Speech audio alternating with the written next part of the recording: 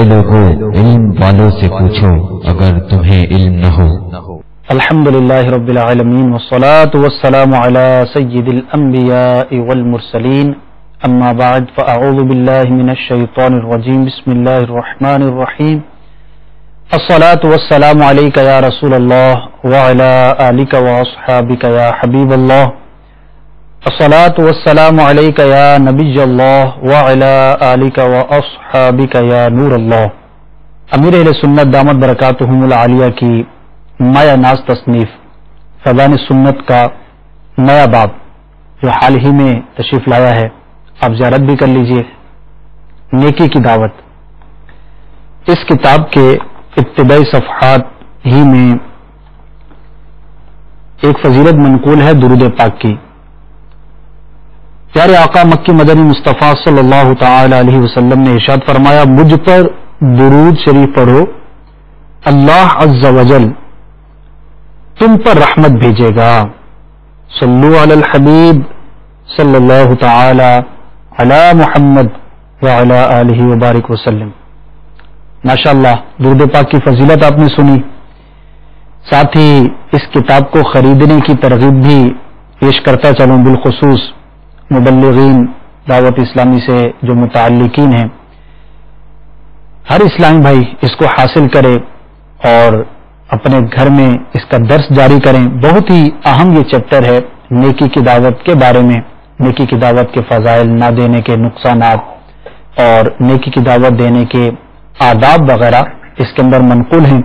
اللہ تبارک و تعالی ہمیں بھی نیکی کی دعوت دینے اور برائیوں سے منع کرنے کی توفیق عطا فرمائے۔ اسی سلسلے کی ایک کڑی دارالفتہ اہل سنت کا سلسلہ بھی ہے، آپ کو مرحبا کہتے ہیں، اس میں بھی نیکی کی دعوت پیش کی جاتی ہے۔ صورت اس کی یہ ہوتی ہے کہ آپ سوال کرتے ہیں اور دارالفتہ اہل سنت سے متعلق اسلامی بھائی آپ کو جوابات ارشاد فرماتے ہیں۔ ایک موضوع ہوتا ہے، آج کا ہمارا موضوع نکاح ہے۔ اچھی اچھی نیتیں بھی کر لیجئے۔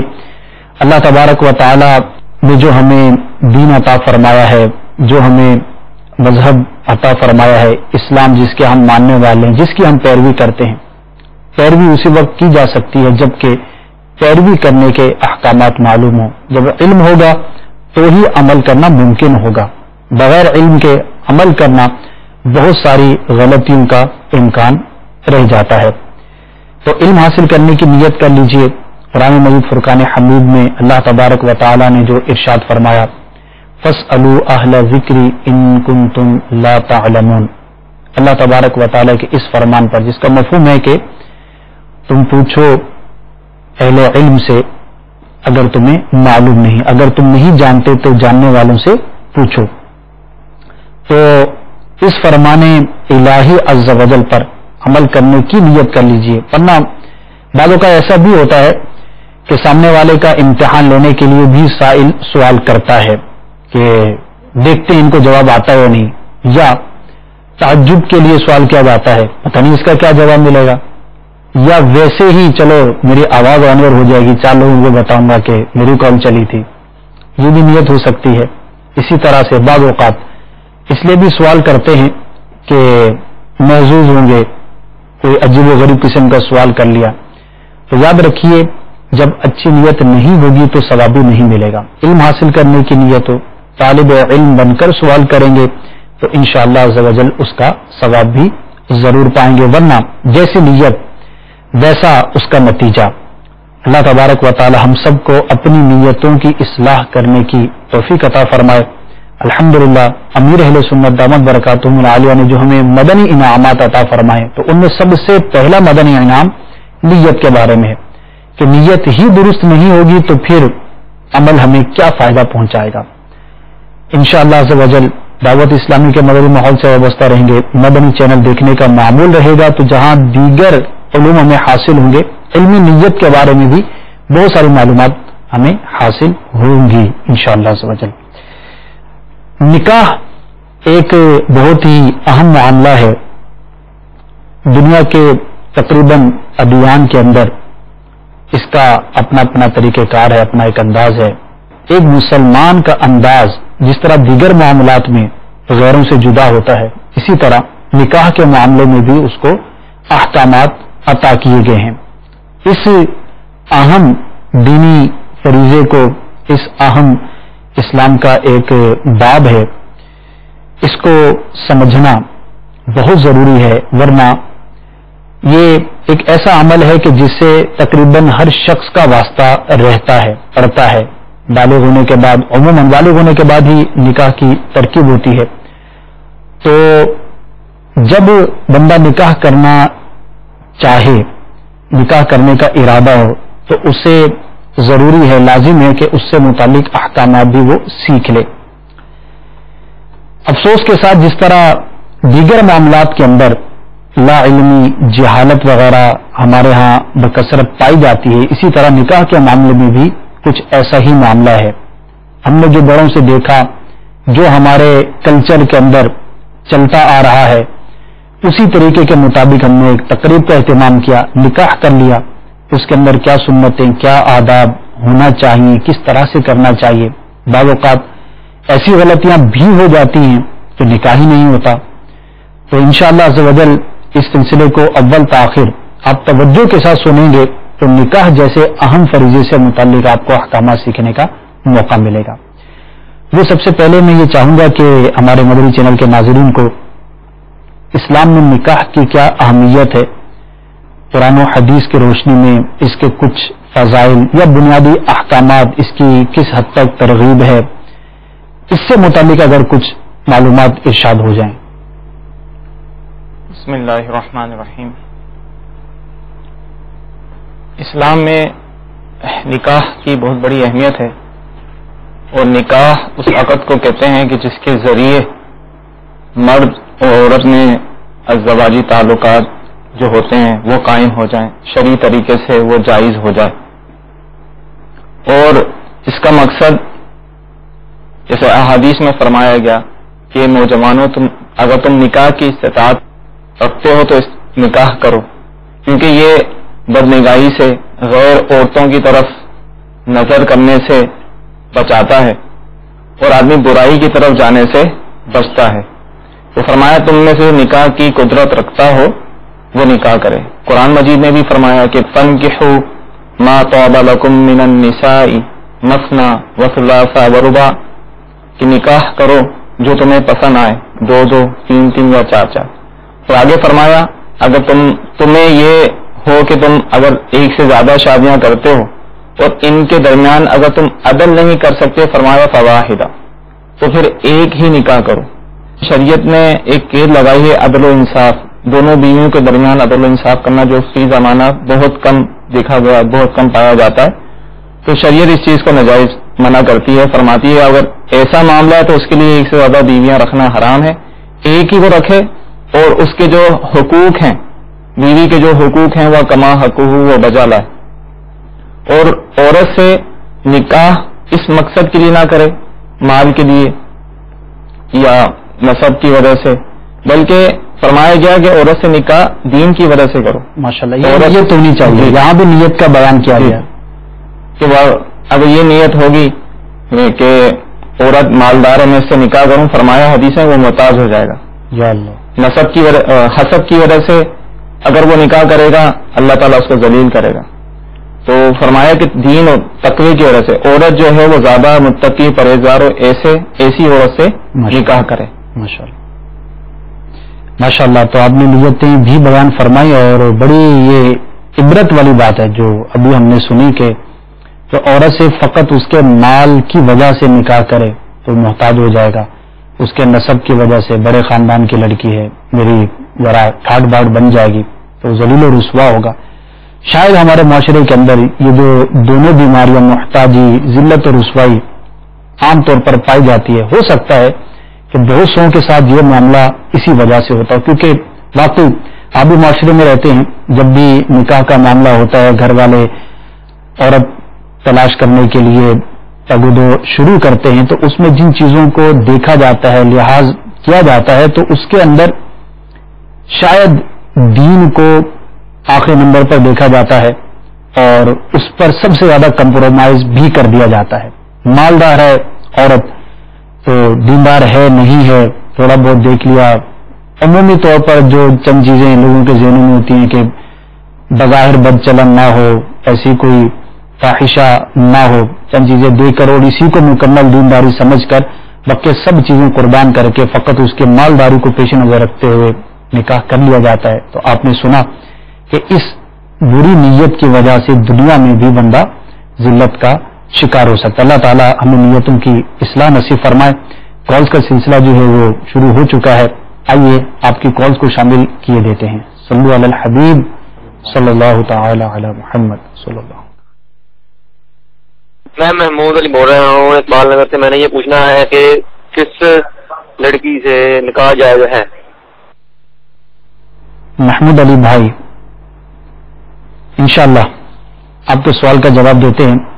بہت بنیادی سوال کیا ہے اور کس لڑکی سے نکاح کرنا جائز ہے، اس کے بارے میں۔ ہر اس مسلمان لڑکی سے نکاح کرنا جائز ہے جو محرمات میں سے نہ ہو، یعنی وہ عورتیں جن کے ساتھ نکاح کرنے کو حرام قرار دیا ہے اسلام نے، جیسے اپنی بہن ہو گئی، والدہ ہو گئی، پھپھی ہو گئی، خالہ، بھتیجی، بھانجی، اور اس طرح اور عورتیں ہیں۔ تو جو محرمات ہیں جن کا قرآن و حدیث میں جن کی ممانعت ہے نکاح کرنے سے، ان کے علاوہ کوئی بھی لڑکی جو مسلمان ہو اس سے نکاح کرنا جائز ہے۔ جائز نہیں، ٹھیک۔ تو آپ نے سنا، ویسے تفصیل تو اس کی اگر کرنے جائیں گے تو بہت زیادہ بنے گی، لیکن جن سے نکاح کرنا جائز نہیں ان کا بیان ہو گیا، جن کی تعداد کم ہے، تو اب اس کے علاوہ جو بھی عورت ہے اس کے ساتھ جو ہے وہ نکاح کرنا جائز ہو جائے۔ جو کسی کے نکاح میں ہو، یا وہ عورت جو کسی کی عدت میں ہو۔ بعض وقت یہاں ایسے بھی ہوتا ہے کہ عدت پوری نہیں ہوتی تو نکاح کر لیتے ہیں، تو جو کسی کی عدت میں ہو یا کسی کے نکاح میں ہو، تو جب تک اس کے نکاح میں ہے، جب تک اس کی عدت میں ہے، اس سے نکاح کرنا جائز نہیں۔ ایسے ہی سالی سے جب تک ہاں، وہ اسی اپنا طرح ہے۔ ہاں، دو بہنوں کو اکٹھا رکھنا اپنے نکاح میں، یا پہلے اس کی بیوی نکاح میں ہے، اس کی بیوی کی بھانجی کو اپنے نکاح میں رکھ لینا، یا اس کے نکاح میں ہوتے ہوئے اس کی بھتیجی کو اپنے نکاح میں رکھ لینا، تو یہ شرعاً حرام ہے۔ اس کے علاوہ یہ تقریباً یہ سورۃ النساء میں اس کا پورا بیان ہوا ہے، محرمات کا بیان ہے، ایک دو آیتوں میں اس کا ذکر ہے۔ اس کے علاوہ جو بھی عورتیں ہیں، جو بھی مسلمان عورت ہوگی، اسی ساتھ نکاح کرنا یہ جائز ہو۔ ماشاءاللہ، آپ نے یہ فرمایا کہ عدت میں نکاح کرنا جائز نہیں جو کسی کی عدت میں ہے، تو بعض اوقات جو عدت طویل بھی ہوتی ہے، کئی ماہ پر مشتمل ہوتی ہے، تو اس کے صورت میں کیا اس کو پیغام بھی نہیں دے سکتے؟ اس کی بھی کچھ ہیں صورتیں؟ ہاں، بالکل ایسا ہے کہ جو عدت میں ہو اس کو نکاح کا پیغام دینا بھی حرام ہے۔ نکاح کا پیغام دینا بھی حرام ہے، تو لہذا نکاح کا پیغام تک جب نہیں دیا جائے گا تو نکاح کرنا بغیر حرام ہو گیا۔ حضور، ہمارے ہاں نکاح جو ہے وہ کئی انداز پر کیا جاتا ہے نا، ہر طبقے کا، ہر معاشرے کا، ہر خاندان کا اپنا رواج ہے۔ بعض رواج وہ ہوتے ہیں کہ جو بہت زیادہ کامن ہوتے ہیں، لیکن بعض رواج ایسے بھی ہوتے ہیں جو خاص خاندانوں کے اندر ہوتے ہیں، مختلف فیملیز کے اندر ہوتی ہیں۔ ان کی گفتگو کرنے جائیں گے تو ایک طویل لسٹ ہے کہ یہ نکاح کے اندر معاملات کیے جاتے ہیں، لیکن بہت سارے لوگ یہ جاننا بھی چاہتے ہیں کہ جب کوئی شخص نکاح کرنا چاہتا ہے، جب یہ تقریب ہو یا یہ معاملہ ہو، تو اسلام میں بنیادی طور پر ہے کیا، یعنی کیا نہیں ہے؟ یہ تو بہت زیادہ طویل ہے، کیونکہ ہر علاقے کا ایک اپنا انداز ہے، ہر شخص کا ایک اپنا حساب کتاب ہے، لیکن ذرا اگر ایک مختصر انداز میں یہ ہمیں پتہ چل جائے کہ نکاح کے وقت کرنا کیا چاہیے، اسلام کے اندر جو نکاح ہے اور اس کے جو متعلقات ہیں ان دنوں کے، اس تقریب کے آگے پیچھے کے، تو وہ کتنی چیزیں ہیں اور کیا چیزیں ہیں؟ دیکھیں، اسلام میں جو طریقہ نکاح کا بڑا سادہ ہے۔ سب سے پہلے یہ دیکھے کہ جہاں وہ نکاح کرنا چاہ رہا ہے شرعی طریقے سے وہاں نکاح کا پیغام بھیجے، یا کسی عورت کو اس کے گھر میں بھیجے تاکہ وہ اس کا بارے میں معلومات کرے۔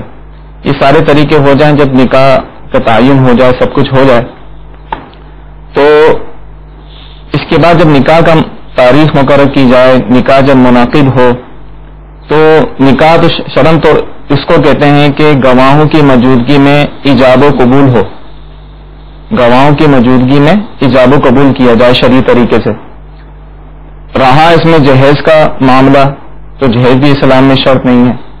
جہیز اگر عورت نہ بھی لائے تو شرعی طور پہ یہ جائز نہیں ہے کہ اس کو اس پر کوسا جائے، اس کو ملامت کی جائے، یا تھوڑا بہت یا ہلکے کوالٹی کا جہیز لے کر آئے باغ تو اس کو تانا ملتا ہے یہ کیسا لے آئے، تو یہ بھی شرعاً یہ حرام ہے، ناجائز ہے. اس پر یہ لازم نہیں ہے اپنے ساتھ جہیز لے کر آئے. جب نکاح کی مجلس ہو مستحب تو یہی ہے کہ اعلانیہ طور پہ نکاح ہو اور اس میں گواہوں کی موجودگی میں باقاعدہ طور پہ ایجاب و قبول کیا جائے. ایجاب و قبول کے بعد شرعی طریقے سے لڑکی کو رخصت کیا جائے. اور پھر اس کا طریقہ ہے جب نکاح ہو جائے تو سنت یہ ہے اس کے شب رسوئی کے بعد دوسرے دن یا اس سے اگلے دن دعوت ولیمہ کیا جائے. لیکن وہ ہمارے ہاں دعوت ولیمہ کی صورت شاید کوئی سنت کی نیت کرتا ہوں، ایک تو رواج کے طور پہ کرتے ہیں، دوسرا یہ کر یہ نیت ہو کہ زیادہ ہم کریں گے ہماری واہ ہوگی تو شرعاً تو ان کو اس کا ثواب بھی نہیں ملے گا. شرعاً کیا ہے ولیمہ، چند لوگوں کو بلا لیا جائے، تھوڑا سا کھانے کا اہتمام کر لے، چند لوگوں کو بلا لو، ولیمے کی سنت ادا ہو جائے گی. اس کی یہ ضرور نہیں ہے کہ آپ کوئی حال بک کروائیں یا تمام خاندان والوں کو دعوت دیں اور کئی قسم کے انواع کے کھانوں کا انتظام کیا جائے. شرعی طور پہ ایسا کچھ نہیں ہے. اور بعض اوقات آپ نے دیکھا ہوگا یہ انتظامات تو کیے جاتے ہیں لیکن فضول خرچی کتنی ہوتی ہے بلا تحاشا. یہی وجہ یہ ہم نے اپنا یہ اس کو ضروری اور لازم سمجھ لیا. تو اس طرح ہماری جو بہن بیٹیاں بیٹھی ہوئی ہیں والدین جو ہے اسی وجہ سے وہ نکاح نہیں کر پا رہے ہوتے کہ ہم یہ کھانے کا انتظام کس طرح کریں گے، جہیز کا انتظام کس طرح کریں گے.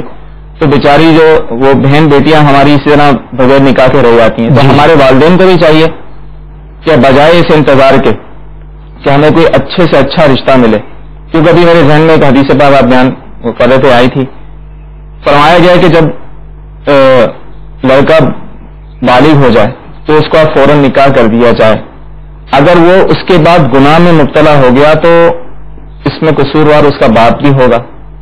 یہاں اس کی شرح یہ فرمائی گئی مثال کے طور پہ وہ بالغ ہو گیا لیکن وہ اس کے پاس قدرت نہیں ہے مال کی، لیکن باپ کے پاس قدرت ہے، وہ چاہے تو اس کا نکاح کروا سکتا ہے. صحیح. اگر نہیں کروائے گا تو وہ گناہ میں ملوث ہوتا ہے تو باپ گناہ گار. اسی طرح ایک حدیث میں فرمایا، ایک روایت میں ہے کہ لڑکی اگر 12 سال کی ہو جائے اور اس کا نکاح نہ کیا جائے، بعد میں اگر وہ گناہ میں مبتلا ہو جائے تو اس کے والدین گناہ گار ہوں گے.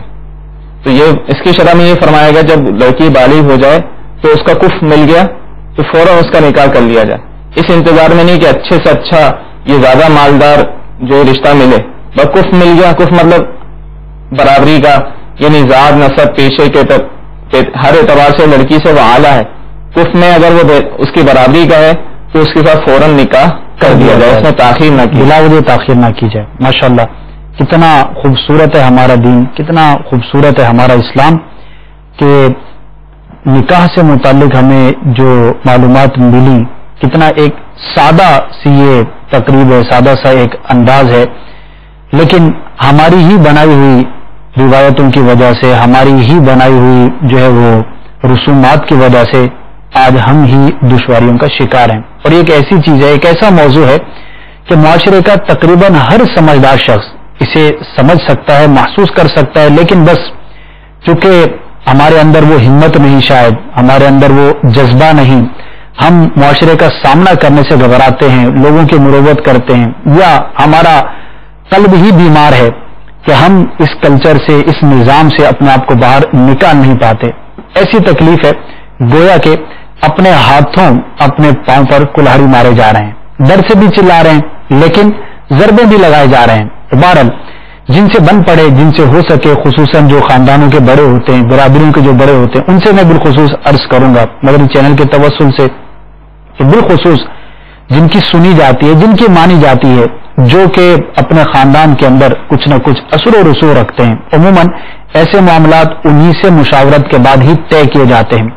تو ان کو چاہیے کہ اس بارے میں کوشش کریں اور جو بھی فضول قسم کی رسومات ہمارے ہاں معاشرے کے اندر عام ہو گئی ہیں انہیں جو ہے وہ دور کرنے کی کوشش کریں. اللہ تبارک و تعالیٰ آپ کو بھی جزا خیر عطا فرمائے گا، معاشرے کے اندر بھی ایک اچھا انقلاب، تبدیلی جو ہے وہ محسوس کی جائے گی. کالز کی طرف بڑھتے ہیں. मजीद कॉल दे दीजिए। सल्लु अलल हबीब सल्लल्लाहु ताला अलैहि मुहम्मद सल्लल्लाहु। हाफिज बरकत अली अतारी जियाकोट दौड़ बाजार से अर्ज कर रहा हूँ। मेरा सवाल यह है दारुस्ताद इस्लाम भाई से कि अगर औरत अपने खामन को सायन कह के भाईजान कह के पुकार देती है तो उसका निकाह टूट जाएगा नहीं, या गलती से वो पुकार देती है या वैसे से उसके मुंह से निकल जाता है, भाईजान कह देती है क्या उससे उसका निकाह टूट जाएगा नहीं टूटेगा? बड़ा मेहरबानी जवाब इरशाद फरमाकर। इंशाअल्लाह। बड़ा दिलचस्प सवाल किया है, जवाब आपको पेश करते हैं मजीद। अस्सलाम वालेकुम व रहमतुल्लाहि व बरकातुहू। मैं जनाब वालेकुम अस्सलाम ग्वालमंडी लाहौर से बोल रहा हूँ। मेरा मसला ये है कि मेरे सुनने के मुताबिक ये आया है कि हजरत आयशा सिद्दीका का निकाह 9 या 10 साल की उम्र में हुआ, क्या ये हो सकता है? इसके बारे में जवाब दीजिए। जज़ाकल्लाहु खैरा। अस्सलाम वालेकुम व रहमतुल्लाहि व बरकातुहू। वालेकुम अस्सलाम व रहमतुल्लाहि व बरकातुहू। जी हुजूर, क्या इरशाद फरमाते हैं कि औरत अगर शोहर को भाई कह दे, दुरान गुफ्तगू, क्योंकि ये एक तकिया कलाम भी होता है, इस तरह के जुमले कहे जाते हैं, भाई ये कर लो ना, तो अगर शोहर को कह दिया तो क्या कोई मसला हो जाएगा? नहीं, इससे निकाह पे कोई असर नहीं पड़ता। अगरचे ये कहना नहीं चाहिए, लेकिन अगर उसकी जबान से शोहर के लिए भाई का लफ्ज या भाईजान का लफ्ज निकल गया तो शरीय तौर पर निकाह पे कोई असर नहीं पड़ता, निकाह इससे नहीं टूटता, अलबत्ता ये कहने से बचें। जी हुजूर, सुन लिया आपने। बहुत सारे लोग वसवसों का शिकार रहते हैं कि हाय मेरी जुबान से इसी तरह शोहर कह दिया। जी जी, शोहर ने बीवी को बहन कह दिया तो इससे भी कोई माँ का लफ्ज भी निकल जाता है, माँ का लफ्ज भी निकल जाता है, तो ये कहना नहीं चाहिए, लेकिन निकाह पे कोई असर नहीं पड़ता। निकाह पे कोई असर नहीं पड़ता। हुजूर, हजरत आयशा रज़ियल्लाहु ताला अन्हा के हवाले से सवाल था कि सुना है 8-9 साल की उम्र में आपका निकाह हुआ था। 6 साल की उम्र रिवायत में है कि 6 साल की उम्र में निकाह हो गया था, तो इनके जहन में होगा कि शायद वो तो नाबालिगा थी, तो क्या इस सूरत में निकाह हो जाता है? ताज्जुब इनके सवाल से जाहिर यही हुआ था। तो नाबालिगा बच्ची अगर उसका निकाह उसका वालिद कर दे तो निकाह शरई तौर पर हो जाता है। तो आयशा सिद्दीका अगरचे उस वक्त नाबालिगा थी, हज़रत अबू बकर सिद्दीक रज़ियल्लाहु ताला अन्हु जो उनके वालिद थे, उन्होंने हज़रत आयशा का निकाह जो है आप सल्लल्लाहु अलैहि वसल्लम से किया, तो ये शरई तौर पर जायज़ है। शरई तौर पर इसकी कोई ममानत नहीं है कि हालत नाबालिगी में भी वालिद को इख्तियार होता है वली को कि उसका निकाह जो है किसी कुफ से कर दे। मजीद सवालात की तरफ बढ़ते हैं। सल्लु अलल हबीब सल्लल्लाहु ताला अलैहि मुहम्मद। अस्सलाम वालेकुम व रहमतुल्लाहि व बरकातुहू। वालेकुम अस्सलाम व रहमतुल्लाह। ये कि निकाह किस तरह टूट जाता है और इस्लाम में निकाह के क्या अहकाम है? अस्सलाम वालेकुम व रहमतुल्लाहि व बरकातुहू। वालेकुम अस्सलाम व रहमतुल्लाहि व बरकातुहू। आपने तो पूरे बाब निकाह से मुतालिक सवाल कर लिया। चलें मुख्तसर जवाब पेश करने की कोशिश करेंगे। दूसरी कॉल भी दे दें।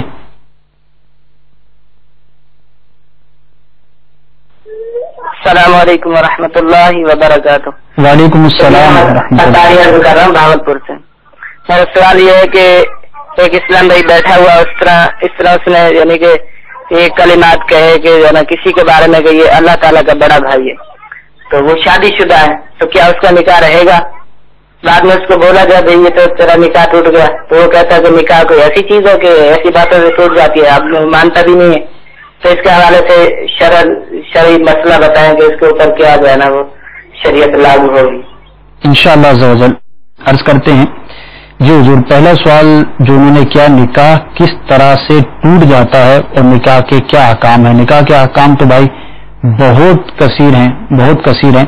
किसी खास मसले के बारे में अगर आप पूछना चाहें तो आप दोबारा कॉल कर लीजिएगा। अलबत्ता आपके सवाल के पहले हिस्से का जवाब हासिल करते हैं कि निकाह किस तरह से टूट जाता है। निकाह एक तो सूरत यह है कि इस तरह से टूटेगा जब शोहर खुद तलाक दे या खुला वाली सूरत हो, या औरत को शोहर ने कोई इख्तियार दिया हो तलाक का, उसने तलाक को इख्तियार किया हो, या किसी वजह से निकाह को फस कर दिया गया हो। ये सूरतें हैं निकाह की। इसके अलावा जो लोगों के जहन में होता है कि महज जुदाई से, चाहे नाराजगी की सूरत में जितना ही अरसा जुदा रहें, तो इससे निकाह नहीं टूटा। ये भी लोगों के जहन में है कि 2 साल से नाराजगी चल रही है, कोई मियाँ बीवी के ताल्लुक नहीं है, क्या निकाह बाकी है? नहीं। 2 साल क्या, अगर 20 साल भी इस तरह नाराज रहे, महज जुदाई रहे, तो इससे खुद ब खुद निकाह नहीं टूटता। निकाह उसी सूरत में टूटेगा या शोहर तलाक दे या खुला दे या शोहर का इंतकाल हो जाए। सही सूरत है निकाह टूटने की। जी, निकाह टूटने की सूरतें आपने सुनी। बहरहाल ہر صورت کی اپنی جگہ پر تفصیل موجود ہے. اگلا سوال جو کیا کہ کسی نے شادی شدہ نے یوں کہا کسی کے بارے میں کہ تو اللہ تعالیٰ کا معاذ اللہ بڑا بھائی ہے، تو اس کے نکاح پر کچھ اثر ہوگا یا نہیں؟ کیونکہ یہ جو اس نے کہا یہ کفر ہے، تو کہنے والے پر قائل پر لازم ہے کہ وہ توبہ کرے، توبہ تجدید ایمان کرے، اور وہ تجدید نکاح بھی کرے، دوبارہ سے نہیں سے توبہ اس طرح کرے، یا اللہ میرے منہ سے یہ کفریہ کلمہ نکلا، میں اسے توبہ کرتا ہوں، کلمہ پڑھے.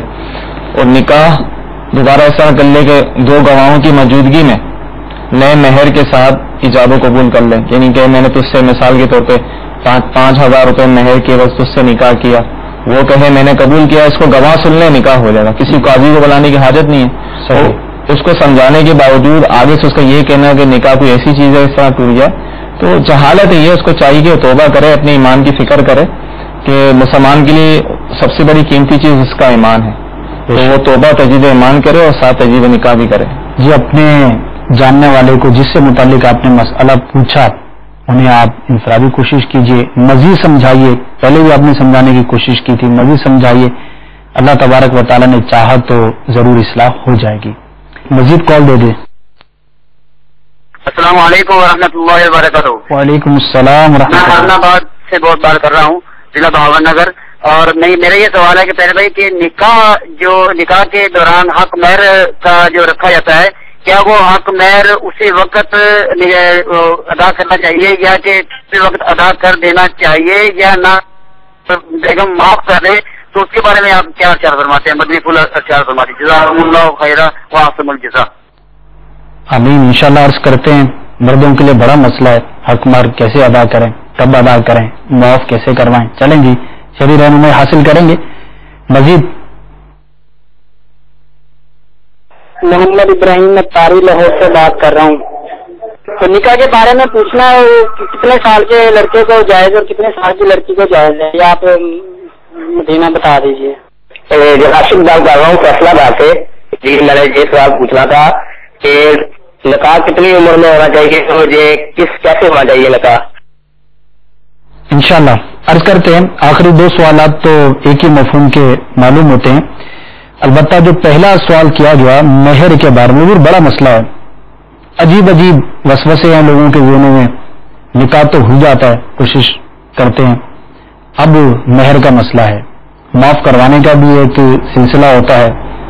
پھر بعض اوقات جو ہے وہ رخصتی کے بعد جو ہے پہلا جھگڑا اس پر ہو جاتا ہے. بعض اوقات وہ معاف کروا رہا ہے، معافی نہیں ملی، کوئی مسئلہ. اچھا بعض یہ سوچتے ہیں سمجھتے ہیں کہ جب تک مہر ادا نہیں کیا تو قربت نہیں ہو سکتی. اس کے بھی اگر احکامات ہوں تو ارشاد ہو جائے.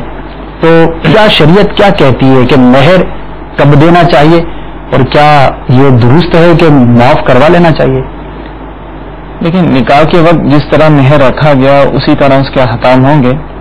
اگر نکاح کے وقت مہر رکھا گیا مہر معجل عین کے ساتھ، یا اسی میں آتا عندک طلب لکھ دیا جاتا ہے جب عورت طلاق کرے، تو اس میں حکم یہ ہے کہ جلد سے جلد مہر ادا کیا جائے، عورت سے قربت سے پہلے مہر ادا کر دیا جائے. اگر بالفرض اس میں بھی اگر اس نے مہر ادا نہیں کیا، عورت اس پر راضی ہے کہ بعد میں ادا کر لیں، تو شرعی طور پہ کوئی ممانعت، لیکن عورت کو اختیار رہے گا کہ اگر مہر معجل رکھا گیا ہے تو جب تک وہ ادا نہ کرے اور شوہر کو قریب آنے نہ دے. صحیح وہ اختیارات دے دیتی ہے، کہتی ہے اگر بعد میں ادا کر لیں تو اس میں بھی کوئی حرج نہیں.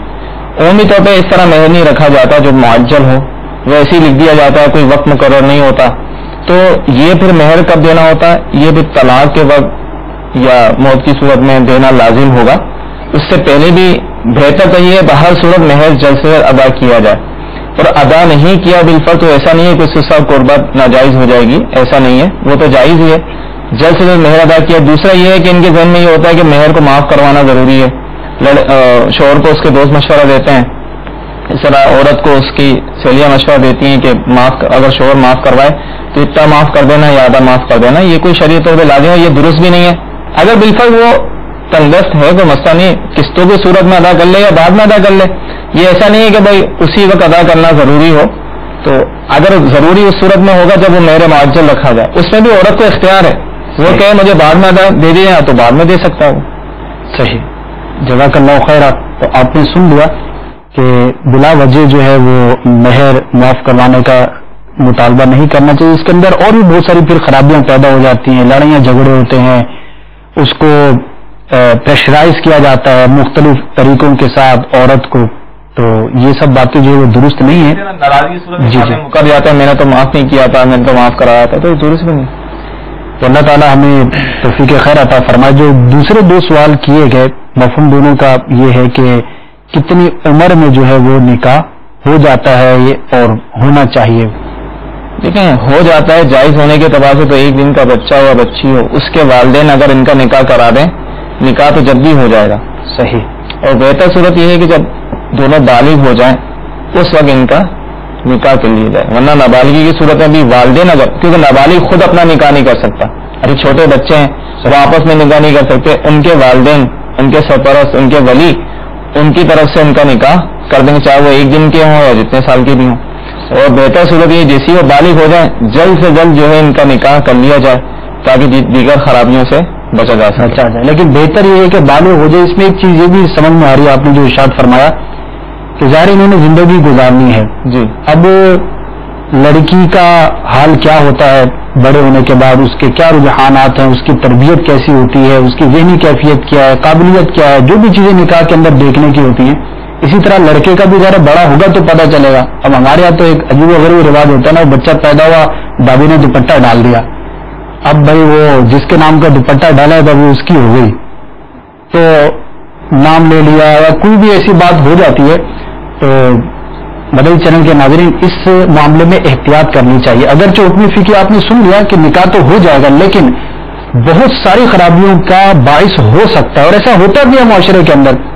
تو بچپن میں نکاح ہوا, اب جو ہے وہ لڑکا جو اس کے رجحانات مشرق کی طرف ہے, لڑکی کے مغرب کی طرف ہے, آپ دونوں کو قلعہ میں ملانے کی سوچ رہے ہیں, تو جمتا نہیں ہے, اور بہت زیادہ خرابیاں اس کے اندر پیدا ہو جاتی ہیں. تو جن چیزوں کو شریعت نے مقرر کیا ہے نکاح کے معاملے میں دیکھنے کا, ان میں اکثر تو وہی ہیں کہ جو بڑے ہونے کے بعد ہی پتہ, جیسے عادات اتوار ہیں.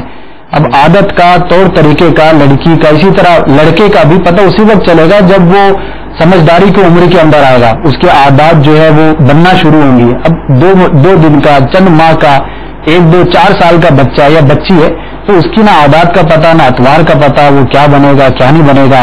تو اس معاملے میں احتیاط کرنی چاہیے. اور جو یہ انداز ہیں یہ درست نہیں ہیں.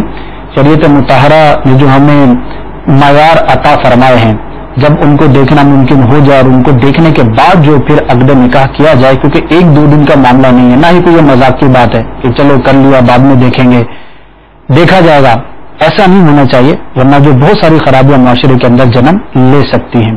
مزید کالز کی طرف بڑھتے ہیں. صلو علی الحبیب صلی اللہ تعالی علی محمد. میرا نام علی اختاری اسلام دادو سے بات کر رہا ہوں. میرا سوال یہ ہے کہ کیا سیدہ سے نکاح ہو سکتا ہے؟ مزید. میں ضلع گجرات سے کھاڑیا سے بول رہا ہوں. رضوان شریف میرا نام ہے. میرا سوال ہے کہ جو لوگ باہر ملک یا US سے یا کسی اور ملک میں کاغذوں کے لیے شادی کراتے ہیں, اس وہ گناہ ہے یا نہیں؟ انشاءاللہ عرض کرتے ہیں آپ کو بھی. مزید. السلام علیکم. جی وعلیکم السلام. جی سے میرا مسئلہ یہ ہے کہ اگر ایک آدمی 3 دفعہ طلاق کہہ دیتا ہے تو کیا یعنی انتہائی غصے کی حالت میں اس کے بعد کیا نکاح رہ جاتا ہے؟